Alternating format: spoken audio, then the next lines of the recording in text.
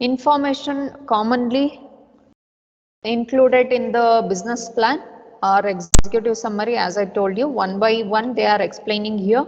Like executive summary, although presented first, this section is written after the rest of the business plan has been completed. Like all the business plan is completed, but whatever the executive summary we are writing, that should be overview of your whole business. For that reason, after completion of all the details, you are going to write the executive summary, because whenever you are applying for the loans and all, bank people will always see related to this executive summary only.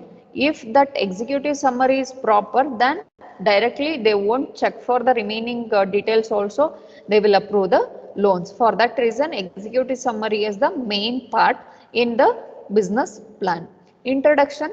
This section describes the business, answering these questions, that is, what is the business, what goods or services does the business provide, who is the business competitors, and what is the business competitive advantage. It also introduces key managers and describes the legal form of the business, that is sole proprietorship and partnership or cooperation, and the type of business, an existing business or new startup or franchise or a new line. All those things you have to mention in the introduction.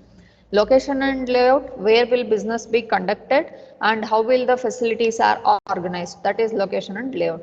Operations, this section describes the system process for transforming input into output. Operations means whatever the input resources we are providing, by that and after allocating all the resources to the process, after completion of the process you will be getting one final product, that you have to see in the operations. Marketing is, this section describes the marketing mix of the 4P's of the business, that is product to be sold.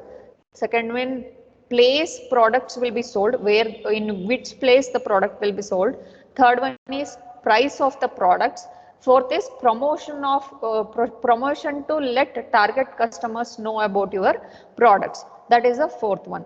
4P's are there. One is product to be sold, product, place, price, and promotion. 4P's has to be maintained in the marketing. Which type of product we are selling it. Second one is where we have to sell it. Third one is what is the price of that product. And fourth one is advertisement, that is related to marketing. Human resources, how many employees will the business need and how will it recruit and hire them, that is human resource part. Accounting, how will the business keep records. The business plan should include a 3-year projection for 3 important financial reports, that is balance sheet, income statement, and cash flow.